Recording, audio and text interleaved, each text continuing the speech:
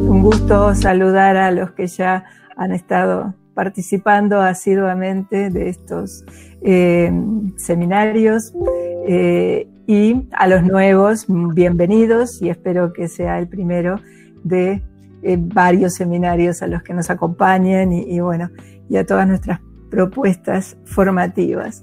Así que muchas gracias por estar acompañándonos en esta noche, en donde vamos a tratar acerca de los trastornos de sueño en pediatría.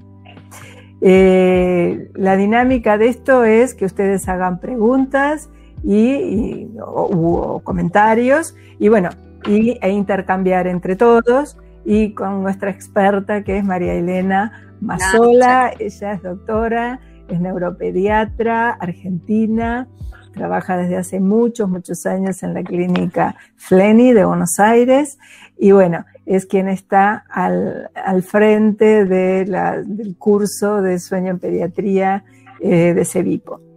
Así que la idea es que ustedes o digan que quieren hacer un comentario o hagan una pregunta por escrito. O sea, nos pidan el comentario y yo le voy a ir pasando a María Elena los comentarios y las preguntas, y si ustedes quieren, por supuesto, después extenderse en sus comentarios, lo pueden hacer. Mientras nos estén hablando, vamos a silenciar los micrófonos para que no haya interferencia y mejorar la dinámica. Bueno, así que bienvenidos. Muchas gracias, María Elena, por estar aquí. Este es el primer webinar de este mes. Como saben, los meses impares nos dedicamos a hacer webinars de distintos temas. Después trataremos polisomnografía, PAP, y después tendremos otro de terapia miofuncional. Esos son los temas en donde nos abocaremos este julio, este mes. Vamos a comenzar entonces y bueno, te pido, María Elena, que nos hagas una pequeña introducción acerca de las principales cosas que te parecen importantes resaltar de el sueño en la pediatría, que es una cuestión que es muy complicada, muy poco sabida, muy poco manejada muchas veces por los pediatras, y esto es a nivel internacional, no solo en el Uruguay, que es lo que a mí más me concierne, pero entonces es un tópico realmente muy importante. Así que muchas gracias por estar, María Elena, y te escuchamos. Bueno, muchas gracias a vos, Marisa, a toda la gente que participa en CEVIPO y a esta, digamos, concurrencia en este momento que debe ser de variopinta, ¿no? Estábamos charlando hace un ratito que preguntaba, bueno, ¿de qué se tratará esta concurrencia? Me decía Marisa que en general son pediatras, que puede haber de otras especializaciones, que habrá neuropediatras también, neurólogos generales.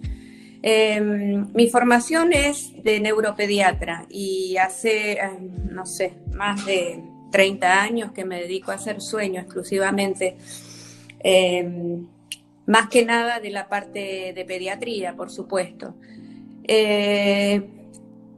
Me dedico a la parte de consultorio, las consultas clínicas habituales y también a realizar registros polisomnográficos en los casos indicados. Como los pediatras más que nada saben, el sueño es un tema importante en la consulta habitual de los papás. Prácticamente les diría que si bien las estadísticas varían de país a país y según la patología o no patología en cuestión, en general se dice que los niños tienen cerca de un 25% de trastornos en el sueño, mientras que en los adolescentes asciende a casi el 40%, donde es más frecuente que nada algo bastante típico que ocurre, que es el retardo de fase. Ya si uno es neuropediatra, tiene las consultas de niños con trastornos del neurodesarrollo, trastornos del espectro autista, y en estos casos los trastornos de sueño realmente son muy prevalentes, pueden llegar al 80% de la población de este tipo. Y el abordaje es un abordaje multifactorial. En general, cuando vienen los papás con el niño a la consulta, uno hace un interrogatorio centrado fundamentalmente en el tema de cuestión, que puede ser insomnio, somnolencia diurna excesiva o parasomnias, o en otras ocasiones movimientos anormales durante el sueño. En mi experiencia personal, la gran mayoría de las consultas son consultas que debería resolver el pediatra. Especialmente durante el primer año de vida, de lo que más se quejan los papás es de que el lactante no duerme por sus propios medios. Y esto es, en general, por un tema de malas asociaciones del dormir, mala higiene de sueño, conceptos erróneos acerca de lo que debe ser el sueño de un lactante. Porque a veces piensan los papás que el niño no tiene por qué despertarse a la noche y intervienen en general de un modo tal que genera cierta dependencia del lactante a conseguir ese modo en la mitad de la noche. Es decir, si es acunado para dormir o si la madre le da el pecho durante la noche, entonces seguramente no se podrá dormir hasta que no encuentre nuevamente esta situación. Y a partir de los 4 meses de vida, en realidad el lactante no debería despertarse para amamantar o para comer o tomar su biberón. Se empieza a generar lo que se denomina la pausa nocturna. ¿Por qué? La pausa nocturna está íntimamente ligada a el periodo en el cual empieza a disminuir la temperatura corporal, y esto se asocia fundamentalmente entonces entre varias situaciones, pero fundamentalmente en el tema que nos toca hoy, al sueño. Entonces empieza a disminuir la temperatura alrededor de las 8 de la noche y baja, desciende hasta un cenit que ocurre en general a las 3 de la mañana. Si le aportamos al lactante hidratos de carbono, grasas y proteínas que contiene la leche, entonces este ciclo de disminución de la temperatura corporal no se cumple. Y de hecho, entonces es muy difícil que ese lactante pueda realizar esta denominada pausa nocturna. Un lactante que ha nacido de término, que crece en talla y peso adecuadamente, no requiere ser alimentado por la noche. Inclusive los pretérminos a una edad corregida de 4 meses tampoco deberían hacerlo en el caso de que hayan hecho el catch-up adecuado. Esta es, digamos, uno de los temas de consulta más frecuentes en el primer año de vida. Luego, en el transcurrir de la evolución, empiezan a aparecer los despertares por la noche que se asocian a comportamientos que le llaman la atención a los papás, especialmente en la primera mitad de la noche. Y en este caso vemos la aparición de lo que denominamos parasomnias. Las parasomnias son parasomnias no REM, que son estas que predominan en la primera mitad de la noche, y en la segunda tenemos las parasomnias REM, de la cual la más frecuente son las pesadillas. Pero fundamentalmente lo que les ocurre a los niños pequeños es que al tener gran cantidad de sueño lento profundo, sueño no REM, en la primera mitad de la noche, porque allí se segrega la hormona de crecimiento, existen muchísimas más posibilidades de despertarse, tanto por factores endógenos como exógenos, y hacer lo que se llama un despertar incompleto.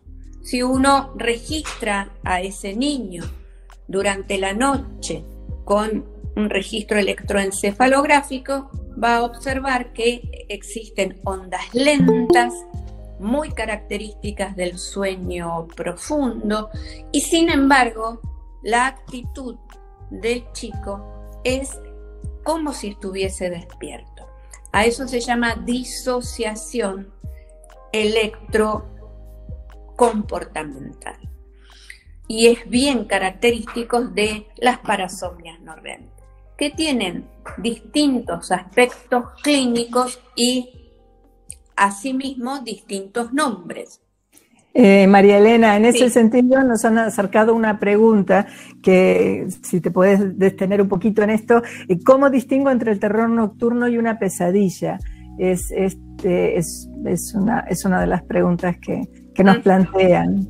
Bueno, entonces, un terror nocturno es un despertar en sueño lento profundo que ocurre en general en la primera mitad de la noche, aproximadamente a partir de la hora de haberse dormido. Las características son las que dije anteriormente. El niño parece estar despierto, pero lo está de manera incompleta. Al día siguiente, si tiene un lenguaje adecuado para poder transmitir y uno pregunta qué le pasó, ese niño no recuerda absolutamente nada. Desde el punto de vista clínico, el terror nocturno se caracteriza justamente por fases de susto, sudoración, midriasis y una situación de actividad difícil de contener para los papás. Difícil de contener. Cuanto más se intervenga en este tipo de episodios, más tiempo va a durar el dicho episodio. Entonces, lo mejor es el consejo a los papás de observar qué es lo que le pasa, tratar de no encender luces, de no hablarle, de calmarlo suavemente y colocarlo nuevamente en la cama o la cuna donde duerme el niño. Distinto es lo que ocurre en una pesadilla. La pesadilla ocurre en la segunda porción de la noche, en la etapa REM, y es nada más ni nada menos que un sueño de contenido ansiógeno. Si el niño se despierta durante este episodio, muy probablemente, si tiene facilidad, podrá comentar qué es lo que estaba soñando, ¿sí? Y lo va a recordar a la mañana siguiente. De allí, entonces, la diferencia entre un terror nocturno y una pesadilla. En la pesadilla el niño no se mueve, justamente porque es durante el sueño REM donde existe hipotonía muscular y los movimientos no se producen. En cambio, en la primera porción de la noche, durante las etapas no REM, el tono muscular se encuentra preservado, no tan inhibido, y entonces existe la posibilidad de que ese chiquito se mueva. Pero no solamente son los terrores nocturnos, después está el conocido sonambulismo, los despertares confusionales, y todos tienen la misma base que el terror nocturno, es decir, un despertar incompleto en etapas de sueño no REM en la primera mitad de la noche. No sé si esto llena las expectativas de... Fantástico, ya nos dirán comentarios, les estaba instando a hacer comentarios. Con respecto a los niños, ¿cuál es el abordaje para los niños insomnes? Uh-huh. Ya niños más grandes, es otra pregunta que se nos planteó. Bueno, en el niño insomne, en realidad lo que se hace siempre es un abordaje familiar, y es muy interesante observar la dinámica familiar cuando llegan a la consulta. Por ejemplo, hay madres que traen a los niños porque sufren de insomnio y el chico no tiene ningún interés en dormir mejor. Eso seguramente es por una mala asociación del dormir. Cuando viene un padre solo o una madre sola o los dos, es distinto el abordaje, porque uno encuentra o más o menos compromiso. A veces los papás o las mamás por problemas laborales no pueden asistir, pero ciertamente yo lo que noto es que cuando están comprometidos, inclusive se ponen, lo llaman por teléfono, ponen el altoparlante y intervienen en la consulta. Entonces, la necesidad puede partir de los padres o bien también partir del niño. Hemos visto este último tiempo realmente cómo se ha incrementado la ansiedad en los niños y la dificultad para conciliar el sueño, muchas veces secundaria a una excesiva utilización de las pantallas, ¿no? Que eso interfiere en la secreción de melatonina. Pero la verdad que esta situación de pandemia ha traído en los niños, y por supuesto que en los adultos también, un incremento en los trastornos de orden emocional para la conciliación de sueño. Primero lo que hacemos es, después de esta entrevista, hacer que los padres llenen una planilla de sueño durante por lo menos unos 14 días, que incluyan un fin de semana, con los horarios en que se distribuyen el dormir de los chicos, los momentos en los cuales se acuestan, se levantan, los despertares nocturnos, y eso nos sirve fundamentalmente a nosotros, pero también a los papás, porque en ocasiones les hace dar cuenta de que en realidad sus hijos están durmiendo bien, y que a veces pasan desapercibido que la cantidad total de horas de sueño es la correspondiente. A veces no así la distribución, pero con algunos consejos se puede llegar a obtener un buen diagrama de sueño. Luego, si si realmente esta planilla de sueño nos muestra significativas alteraciones, le damos bibliografía a los padres y a los niños cuando pueden comprender, no necesariamente leer, porque esto lo pueden leer en familia, acerca de qué cosas le hacen bien al sueño, qué cosas le hacen mal al sueño, a los padres diciéndole, bueno, tal cantidad de horas de sueño son normales a tal o cual edad, esta es la distribución que debería ser normal a determinada edad. Por ejemplo, la reaparición de siestas después de los 4 años de vida, eso tendría que llamar la atención acerca de un sueño de mala calidad nocturno o de la aparición eventualmente de patología que cause hipersomnia. De manera que las agendas de sueño, estas planillas de sueño son muy útiles. Otra cosa que suelen ser muy útiles también y que nos aportan los papás son los videos. Esto en el caso de que el dormir fragmentado, ¿sí?, sea consecuencia de alteraciones motoras durante el sueño. Entonces esto nos puede llevar a sospechar o de la presencia de parasomnias o que debemos hacer un diagnóstico diferencial con episodios críticos o convulsivos nocturnos o movimientos estereotipados, durante la noche y mucha otra cantidad de modificaciones. Pero realmente muchas veces nos son muy útiles los videos caseros.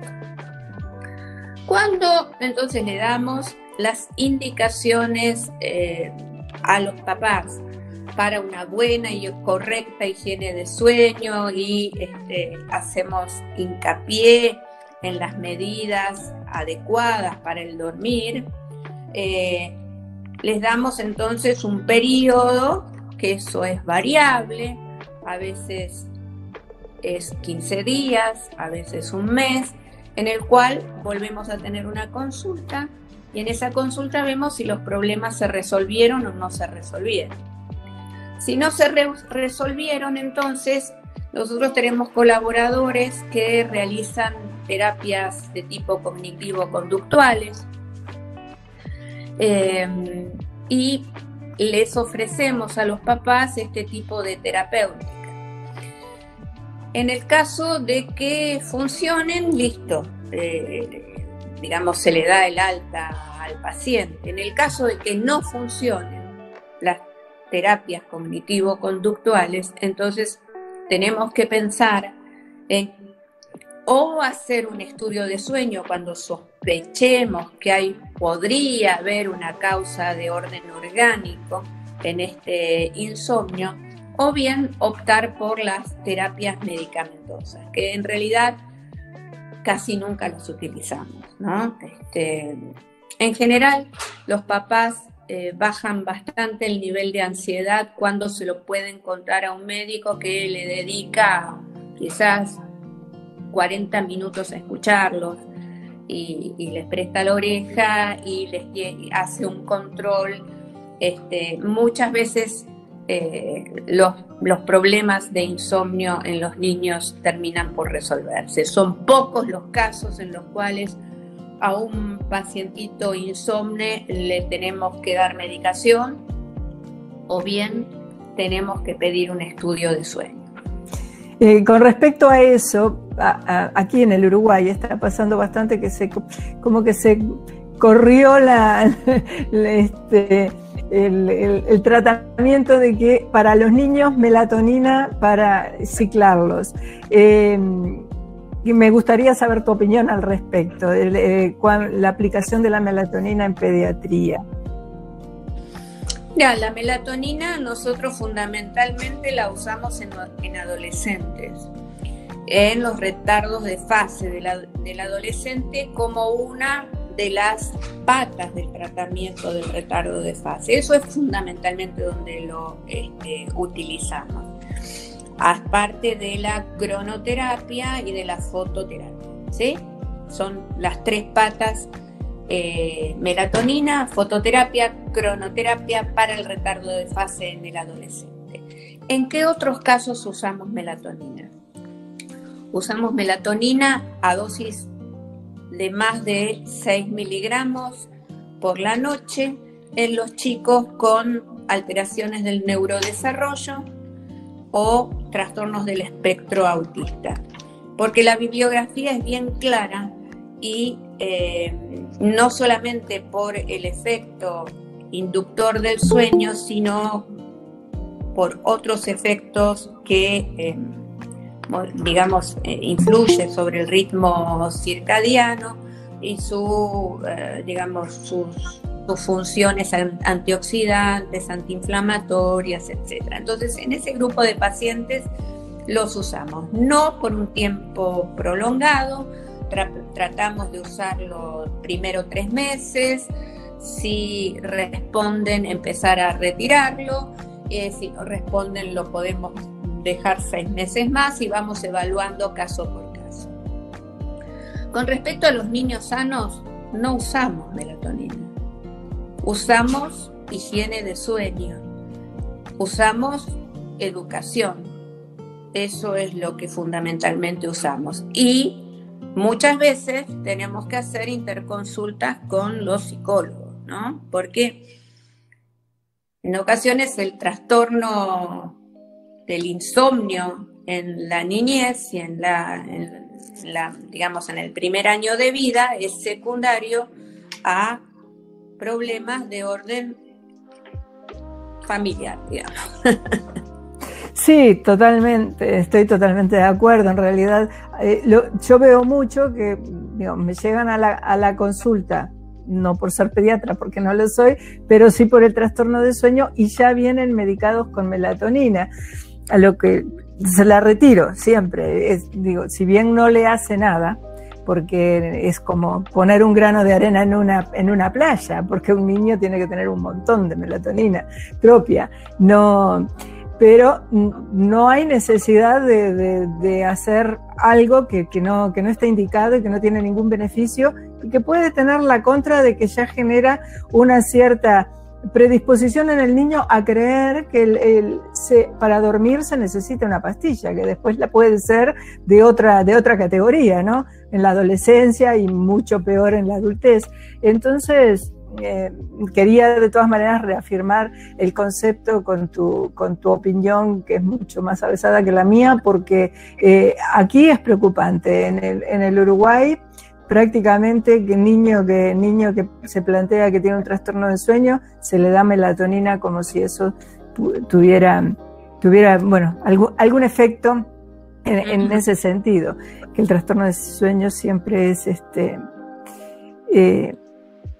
por eso es conductual en un niño sano, ¿no? Estamos hablando de un niño que no tiene ninguna otra patología para que corresponda a un trastorno de sueño.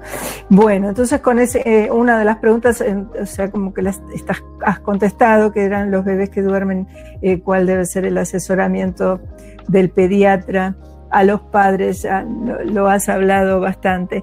Con respecto a los retrasos de fases de los adolescentes, ¿cómo se tratan? Que decías que ahí sí se tratan con melatonina y luminoterapia, pero ¿con qué éxito? Porque el retraso de fase de los adolescentes es por todas las conductas que ellos... Entonces, ¿cuál es cómo es digamos, como el protocolo de encararlos? El approach. Sí, ahí yo también tengo distintas sensaciones cuando viene el adolescente preocupado porque no puede dormir, o cuando lo traen los padres porque se queda hasta las 1500 con la computadora o con el teléfono. Entonces ahí la verdad es que lo primero que hago cuando percibo entonces que esto se puede tratar de un retardo de fase es preguntarle al adolescente si él tiene interés en cambiar su sueño, en modificar algunas conductas, porque si no es inútil. Realmente es perder el tiempo en la consulta. Cuando lo traen los padres y al chico no le interesa para nada cambiar sus conductas. Hay que pedir muchísima colaboración. El tiene que empezar a despertarse al menos 15 minutos antes cada 3 días, tiene que dejar las redes y las pantallas por lo menos luego de cenar, al comienzo. Tiene que aceptar tomar melatonina. Hay muchos chicos que no quieren tomar medicación, tampoco. Así que es un poco un arreglo que yo hago personalmente con el adolescente. Y se los digo a los padres. Como necesito mucha colaboración, no vamos a perder el tiempo. Entonces, el día que él esté convencido, empezamos este tratamiento. Y si no, chárlenlo familiarmente y nos vemos en el momento en el cual sea adecuado comenzar con el mismo. A veces, si por ejemplo están de vacaciones y les digo que vengan un mes antes del comienzo de las clases, esto en periodos normales, ¿no? Por supuesto. Pero sinceramente, si no los veo convencidos, no. Como dicen acá, no gasto pólvora en chimango. Sí, el problema además es que el retardo de fase conlleva una privación de sueño, porque el adolescente tiene sus obligaciones, que ir al liceo o el gimnasio, tiene obligaciones fijas que suelen empezar bastante temprano en la mañana, entonces no es solo un retardo de fase, o sea, es retardo de fase y además privación de sueño, y ahí empiezan a correr otros problemas, además, ¿no? La privación de sueño lleva a irritabilidad, ansiedad, lleva a déficit en el aprendizaje, o sea, a un aprendizaje más complicado.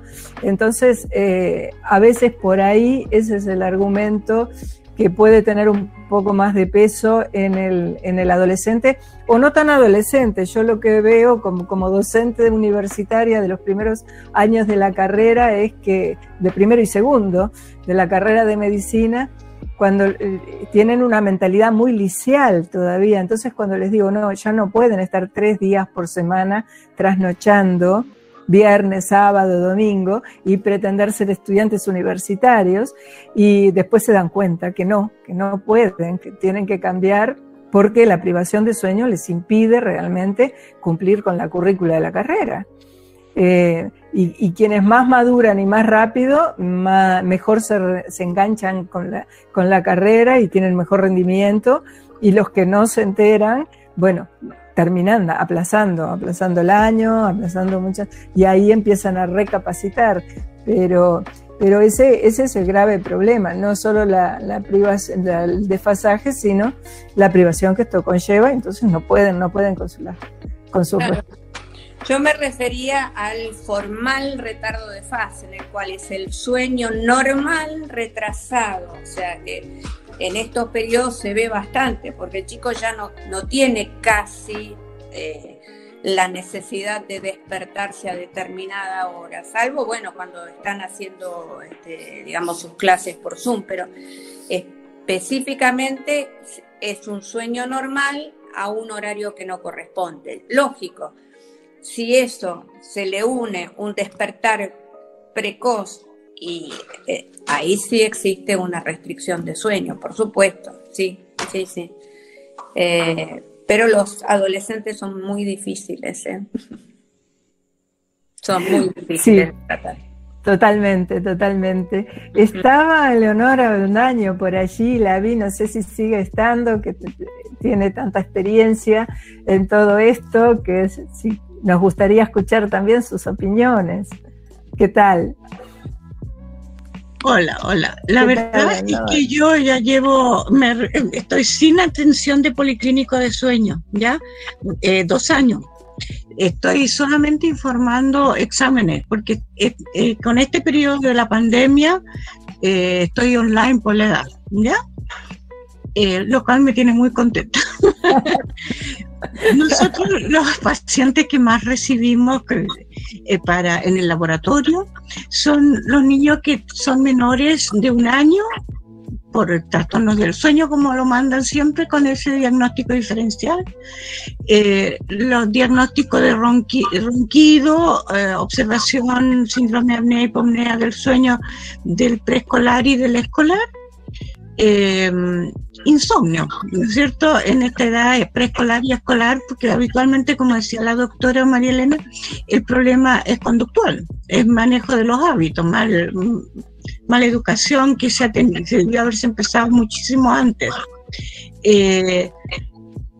Pocos niños adolescentes nos llegan al laboratorio a hacerse un estudio por retraso de fase, pero la verdad es que son muchísimos los jóvenes que están, como decía la doctora, viernes, sábado, por lo menos viernes y sábado, en fiesta hasta tardísimo. Acá en Chile las fiestas empiezan después de la medianoche, pero a eso hay que hacerle el tratamiento de retraso, o sea, mejorar, atrasarle, adelantarle la hora del sueño y mantener la hora del despertada. Pero con esto de que estamos sin colegios, prácticamente, pues pocos colegios que están funcionando, los chicos no cooperan para nada, porque siguen durmiendo en su casa y les quedan las lecciones grabadas y las pueden escuchar a las 2 de la tarde, a las 5 de la tarde, el sábado en la mañana. Entonces realmente es muy difícil, especialmente en pandemia, tratar de organizar el sueño tanto del lactante como de preescolares, escolares y de adolescentes. Es muy complicado. También nos llegan niños con narcolepsia, o sea, con hipersomnia diurna, que hay que hacer el diagnóstico diferencial, pero esos, como son enfermos de verdad, es más fácil el tratamiento porque obedecen, ¿no? Son pocos, obviamente. Nosotros tenemos una población bastante acotada porque son hijos de funcionarios de una determinada previsión, ¿no? Así que no puedo decirles mucho más, que cualquier cambio de conductual cuesta mucho. En los adultos nosotros usamos psicoterapia, ¿ya? Conductual, y funcionan con 11 sesiones con especialistas en este tipo de terapia, excelente. Pero en niños y en adolescentes es muy difícil porque los padres generalmente no se comprometen tampoco.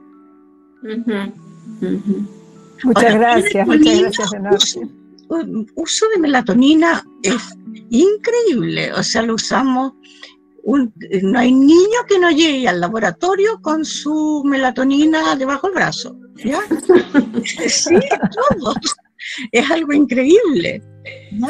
Eso sería. Muy bien, muchas gracias, Leonor. Florencia Trujillo dice: buenas noches, me gustaría saber qué opina la doctora Mazzola sobre dejar al niño llorar sin intervención parental. He leído mucho sobre el estrés que eso le causa al menor y la desregulación de ciertas hormonas que pueden resultar de esta práctica. Gracias. Bueno, gracias por la pregunta. Son prácticas que realmente no creo adecuadas en todo caso para nosotros los latinos, ¿no?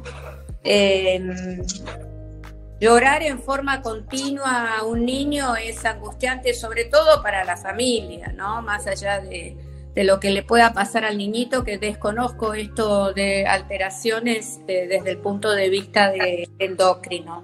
Calculo que le subirán la adrenalina, noradrenalina, el cortisol y demás mientras está llorando. Pero cuando uno decide realizar lo que se llama cierta desensibilización, hay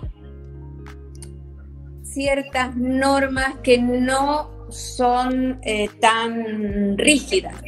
Entonces, lo que antes hacían habitualmente, sobre todo la escuela sajona, ¿no? De cerrar la puerta y que el chico llore hasta que se duerma, y eso hacerlo 2 o 3 días, eso yo nunca lo usé.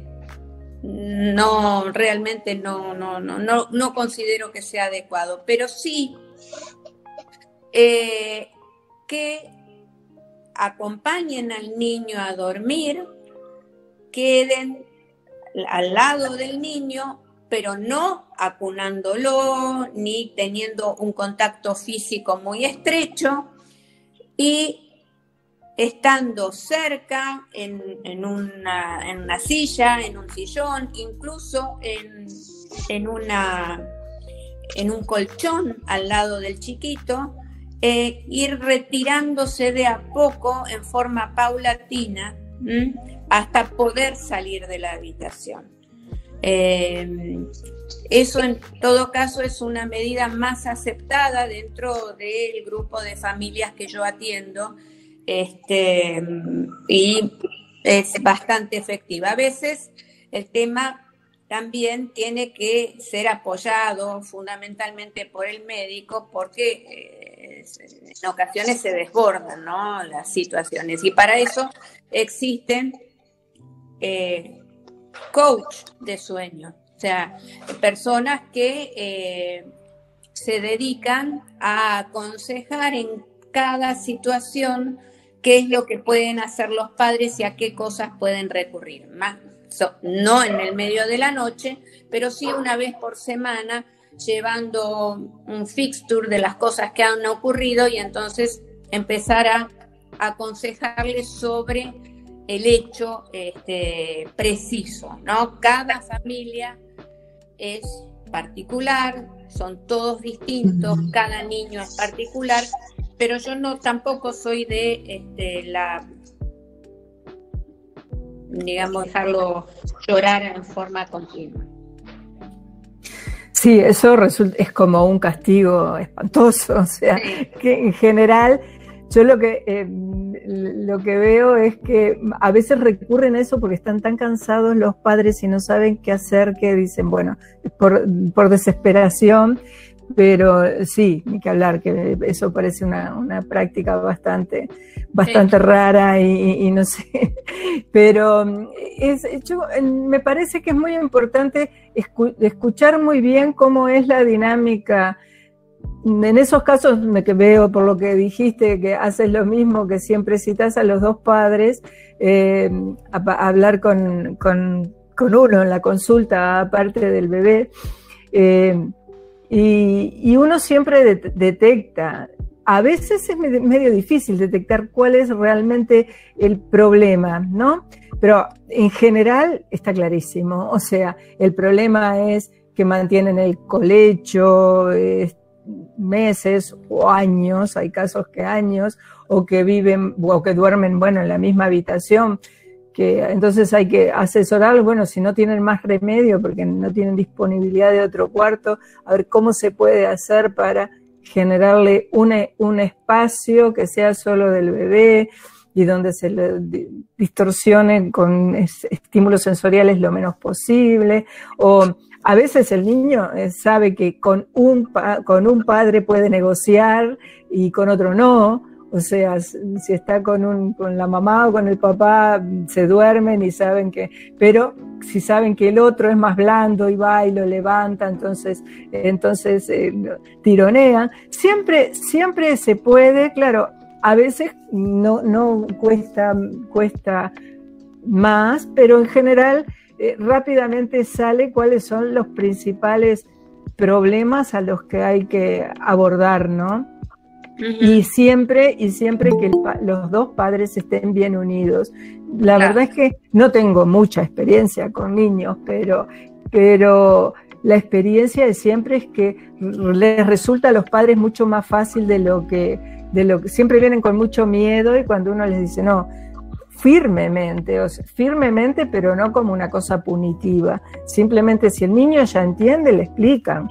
Bueno, mamá y papá, estamos acá, pero estamos todos durmiendo, esta es la hora de dormir, y por supuesto cuando en las primeras noches, las 2, 3, 4 primeras noches, cuando el niño va, o el bebé sobre todo, va a llorar, ir y consolarlo y acunarlo y lo que sea, tocarlo un poquito, ponerle el juguete de apego o lo que sea, dejar que se sosiegue, retirarse e ir cuantas veces sea necesario. Nunca que el dormir sea una cosa asociada a violencia o rechazo, que se sientan rechazados por los padres. Es como, yo qué sé, es como sentido común también, ¿no? Pero la sobreprotección a veces no es sentido común. Los padres sienten que, ay, tan chiquitos sacarlos del cuarto, o tan chiquitos es mejor que duerman en la cama grande. Ningún padre hace con mala intención ese tipo de cosas. Es falta de información, simplemente, ¿no? Sí. Es como...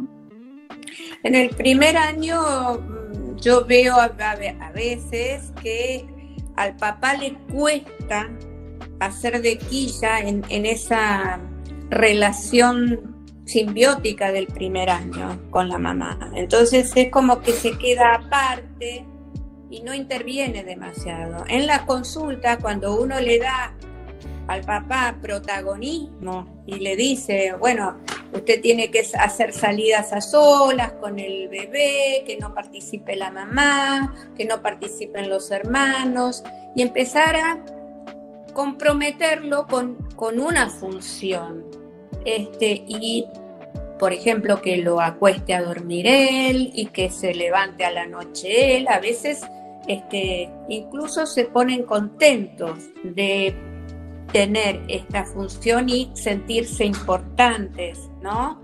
Dentro de ese vínculo.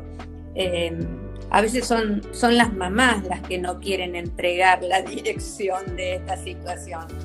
Y con los nenes más grandes funcionan más los premios que los castigos, ¿sí? Entonces, la idea de decir, bueno, tiene 3 añitos, algo puede llegar a entender. Entonces, cuando junta en el calendario 3 estrellitas, pues tiene una salida especial, ¿no? Trato en general de no decirles que le compren algo, sino que planeen desde mucho tiempo, anticipadamente, algo que el chico desee. Entonces, cuando no molesta durante 1 noche, 2 noches, 3 noches, tiene las 3 estrellitas y tiene su salida o algo que lo satisfaga, que en general trato de que no sea material. Entonces, con las recompensas también se va enseñando a los niños, ¿sí? Hay un sistema cuando el niño se levanta de su cama, de decirle que él tiene el poder de tener la puerta abierta. Entonces, si él se levanta de su cama, brevemente, 1 minuto nada más, se cierra la puerta.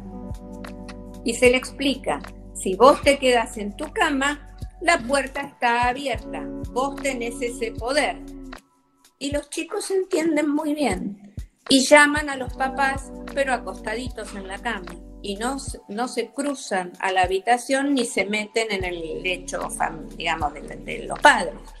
Así que son cosas de empezar a crear otro vínculo entre el mal dormir y la familia. Es decir, empezar a jugar un poco, empezar a darle más responsabilidades al pequeñito y distender un poco la situación que angustia tanto, ¿no? Sí, que lleva muchas veces, bueno, hasta a la separación de los padres o al decidir no tener más hijos. Por eso, cuando en realidad dormir es una cosa fisiológica que no debería ser una tan trágico, tan grave, en definitiva. Leonor, tú pusiste la cámara, ¿querías hacer algún comentario también al respecto? No, lo que yo he hecho de menos y que he tratado de hacerlo en el hospital con bastante éxito, es que en atención primaria se pregunte sobre el sueño en los niños, porque normalmente no lo preguntan. La pobre mamá acepta levantarse 4, 5, 6 veces en la noche y le parece que esa pesadilla la tienen todas las mamás. Pero si uno pudiera, desde que llega a control sano el niño al mes, y le explica cómo es el sueño de los bebés de 1 mes, 2 meses, y cómo va a ser la evolución, y cómo tiene que ella actuar en ese momento, en esa etapa del desarrollo, para la mamá y para el papá. En el caso nuestro, el papá está muy involucrado, pero el tipo de horario de trabajo de nuestros funcionarios es espantoso. Son 12 horas de trabajo, una semana de día, una semana de noche, entonces, y se levantan a las 5 de la mañana cuando es de día. Entonces, o sea, ya va saliendo a las 5 de la mañana. Entonces, pero si uno le fuera educando, primero educar a los médicos generales, a los pediatras general, sobre la importancia del sueño y la variación que va teniendo durante el desarrollo de un niño. Y enseñarle después a preguntar los problemas, las dudas que tienen los papás y cómo tienen que ir haciéndole los hábitos. Es decir, es tan importante el sueño que yo encuentro que el médico de pediatría general debería tenerlo siempre presente, siempre, y preguntar, educar, dar ideas. Yo creo que eso uno lo echa de menos. No sé cómo es en Uruguay, pero acá en Chile por lo menos uno trata de ir a hacer cursos. Hay grupos que han ido incluso a la policlínico, a los consultorios, a enseñar todo esto para educar a los médicos generales, de pediatras generales. Yo no sé cómo... No, en Uruguay no hay ningún consejo da el pediatra, porque además lo desconoce. Y a veces cuando no da, como digo, a veces cuando quiere hacer alguna cosa, no hace las cosas bien, no da consejos y, por ejemplo, indica melatonina como si fuera... Claro. Así que sí, hay un gran desconocimiento y bueno, en eso estamos. A ver si logramos destrabar esto. Bueno, ya son las 9:25 para nosotros y para el Pacífico las 7, casi media. Querría tocar brevemente las conductas terapéuticas de los niños con SAOS, ¿no? Que es un camino un poco distinto el del SAOS del niño con respecto al del adulto. Entonces, en ese sentido, que nos hablaras un poquito de los principales lineamientos de estudio y conductas terapéuticas. Bien, la principal característica del niño con obstrucciones respiratorias obstrucciones de la vía aérea superior durante el sueño es el ronquido. Pero ese ronquido no distingue cuál es el cuadro, porque un niño con un ronquido primario, es decir, que no se asocia a microdespertares ni a esfuerzo ventilatorio, es decir, un ronquido que no trae nada aparejado secundariamente, no se distingue para nada de lo que sería un síndrome de hipoventilación obstructiva o un síndrome de resistencia aumentada de la vía aérea superior, que es un ronquido continuo toda la noche, audible de un cuarto al otro. Distinto es del niño que tiene un síndrome de apneas obstructivas, donde existe un ronquido que está interrumpido por una pausa en la cual el aire no entra por la vía aérea superior. Estos, digamos, son distintos grados de obstrucción de la vía aérea superior, pero ya se dice que el roncador primario tiene como consecuencia también modificaciones en la conducta y el aprendizaje durante el día. Se cree que eso puede ser secundario a fenómenos de carácter inflamatorio. Así que si nosotros encontramos a un niño roncador, donde suele tener una conducta alterada durante el día, o no presta atención en el colegio, o ha tenido fallas académicas, o es un niño muy inquieto, movedizo, casi con características de síndrome de ADHD, pero es un roncador. Entonces nosotros debemos tomar en cuenta que ese niño seguramente va a ser necesario que lo estudiemos, porque, como les digo, los cuadros de ronquido no pueden distinguirse de lo mínimo, que es este ronquido primario, a el síndrome de hipoventilación obstructiva en el caso de que sea continuo, o el síndrome de apneas e hipoapneas en el caso de que sea interrumpido. Los estudios son los estudios polisomnográficos habituales. En general es el gold standard para el estudio del paciente roncador, porque evalúa no solamente la presencia o no de pausas respiratorias, de qué origen son, en este caso de los SAOS serán obstructivas en su mayor grado, y de ese tipo obstructivo pueden ser fenómenos de disminución de la entrada del aire, que se denominan hipoapneas, o de stop completo, que se denominan apneas. Con esos datos, nosotros lo que hacemos es realizar lo que se llaman los índices de apneas, es decir, contabilizamos los eventos respiratorios por hora de sueño. Esos índices son distintos y ningún niño debería tener más de un evento respiratorio obstructivo por hora de sueño. Esto es muy poquito. Fíjense que en los adultos se tolera 5. En los niños solo toleramos un evento obstructivo por hora de sueño. Ahora, ¿qué hacemos con un niño que ronca y tiene un índice de apneas obstructivas de sueño sin desaturaciones de 1? Ese es un paciente que es un síndrome de grado leve.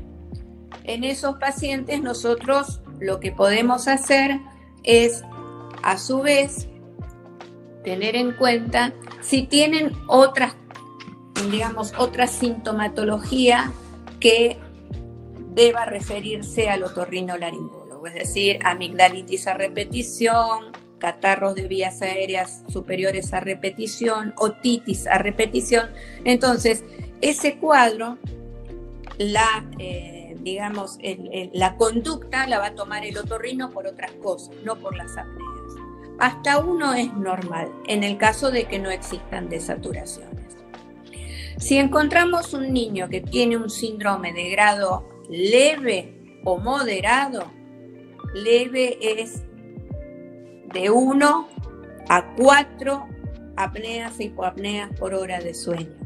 Moderado es de 5 a 9 y severo 10 o más de 10 eventos. El de 10 o más, eso no tenemos duda. Ese chico tiene que ir a operarse, no tenemos duda.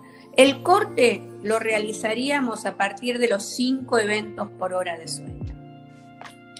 5 eventos por hora de sueño sin desaturaciones, entonces podemos observar que ese chico tenga o no tenga microdespertares asociados. Si tiene un índice de más de 2 microdespertares asociados, ese chico puede tener un tratamiento médico, no requiere un tratamiento quirúrgico. Si es un chico que tiene un índice de 5 apneas por hora de sueño y no tiene un índice elevado de microdespertares, nosotros podemos esperar 6 meses la evolución de ese paciente y no mandarlo directamente al otorrino para la intervención quirúrgica. Entonces se controla a los 6 meses y se ve cómo ha evolucionado. En ocasiones hay un pool de pacientes, sobre todo entre los 2 y los 4 años de vida, que retrograda la hipertrofia adenoidoamigdalina, que es la primera causa del SAOS en los niños, y no requieren intervención quirúrgica. Es cierto, sí, que los SAOS moderados, que no son tratados, a veces lo que tienen son consecuencias, especialmente sobre lo que es digamos su nivel de cognitivo, ¿sí? Pero no es en el 100% de los casos. Pero un chico nos debe llamar la atención si el índice es superior a 5 y tomar entonces conductas de acuerdo a si se microdespierta mucho, si tiene mucha sintomatología diurna, y de ahí siempre ir de la mano con el otorrino en este caso, ¿no? Sí, y bueno, y por supuesto, además es no hacer el estudio del sueño en un empuje, ¿no? De una amigdalitis, o porque a veces a uno le pasa eso, que se coordinan y cuando llega el niño está en pleno empuje, o sea, ni siquiera hay que avisarles eso a los padres, que tienen que estar, el niño tiene que estar en su etapa no de empuje.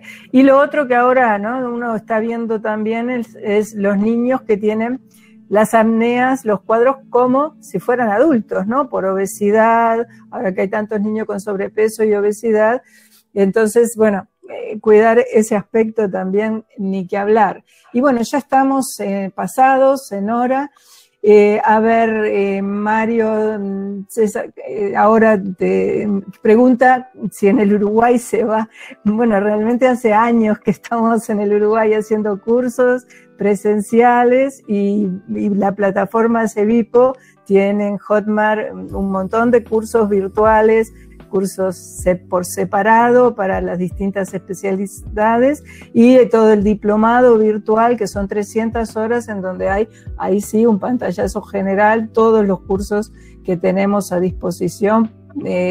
Mario, puedes entrar a nuestra página web y ahí te informas de todos los programas y eso, y todos los demás también, si tienen interés en tener realmente un panorama acabado general de la medicina del sueño, o si quieren, según el perfil profesional, y sobre todo hacer un curso particular, se puede hacer de cualquiera de las formas. Y vamos a volver, por supuesto, a la presencialidad, que la idea siempre de la docencia de medicina del sueño es hacerla mixta, virtual en la parte que es teórica, pero por supuesto los talleres presenciales, que eran el diplomado que empezamos a hacer justamente en el Uruguay en el 2012, 2013, después nos fuimos a Colombia y lo hicimos allí, luego a Perú, y ahí nos agarró la pandemia, pero esperemos que 2022 sí empezamos con todos los cursos presenciales. Así que estamos en eso. Y Nerea Zavala, Urianaguela, Guena, y en este caso de sospecha de crisis epileptiforme versus SAOS con despertares, ¿qué pruebas realizan en niños? EEG con polisomnografía completa. Sí, con una video polisomnografía. Muy bien, sí. Desde España estás. Mucho gusto, muy bien. Maricha, tal vez recordar que no solamente los niños con problemas de amígdalas, adenoides hipertróficas y la obesidad, también todos los pacientes neuromusculares. Nosotros, como se prolonga la vida con los nuevos medicamentos, nosotros tenemos un gran porcentaje de niños con enfermedades neuromusculares y otros con malformaciones craneofaciales que se acompañan de SAOS. Entonces, a nosotros nos llegan pacientes desde otorrino al laboratorio, desde pediatría y mucho de neurología infantil. Y todos los neuromusculares los vamos siguiendo en forma periódica para ver en qué momento se puede producir la retención de CO2. ¿ya? Además de que puede que tenga desaturaciones. Entonces, a esos niños nosotros le hacemos la polisomnografía con con la medición de la CO2. Nosotros tenemos solamente del CO2 expirado, ¿ya? Y ahí nos vamos manejando para tratar de adecuar el tratamiento a un CPAP, a un BiPAP, etcétera. Aquí Julia Bergaglio dice: importante la evaluación con el odontólogo, por supuesto. Sí, nosotros trabajamos con odontólogo. Siempre estamos todo el tiempo diciendo que la medicina del sueño es multidisciplinaria o transdisciplinaria, mejor dicho. Y en eso siempre hacemos hincapié, ni que hablar. Siempre hay que tener referentes, además de todas las especialidades que sepan medicina del sueño para poder realmente resolver al paciente desde todos sus puntos de vista. Porque el paciente es uno solo. Así que les agradezco una vez más, los invito a que que miren la página con todos los cursos que tenemos y el canal de YouTube, que en realidad de CEVIPO, en donde hay un montón de videitos de interés para el público general, que a veces ayuda mucho a los colegas que tienen tanto apremio de tiempo para ver a un paciente y que no pueden dedicarle, como hacemos nosotros los médicos del sueño, que la primera consulta nos lleva 45 minutos a una hora como nada, que a veces estas son ayudas para el médico, que le puede decir al paciente: miren este canal, de qué se trata su enfermedad, o de qué se trata sus síntomas, o tenemos también un curso que es una charla de 1 hora que se llama Aprende a evaluar tu sueño, que ese es para el público general. Está hecha a un nivel en que lo puede entender, realmente es para los pacientes, es para que entiendan su sueño, las expectativas que deben tener al respecto.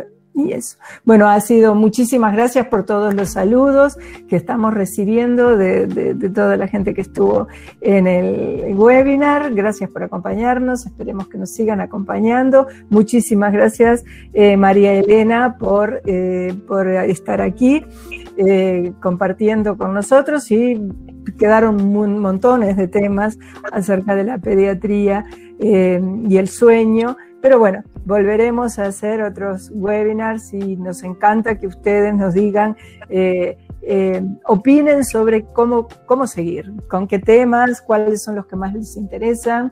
Los esperamos también en la comunidad de sueño que estamos armando de toda América Latina y Iberoamérica, de toda la gente de habla hispana que esté por el mundo y que quiera contactarse con nosotros. Bueno, estamos encantados y abiertos a seguir interactuando y seguir aprendiendo entre todos. Muchas gracias a todos. Que tengan muchas gracias a todos. Gracias. Chao. Hasta luego. Buenas noches. Buenas noches, Héctor. Hoy estuviste calladito. Bueno, te extrañamos. Ya tendremos oportunidades de hacer pediatría y SAOS. Chao, doctora. Felicidades. Muy bien, nos vemos. Nos vemos.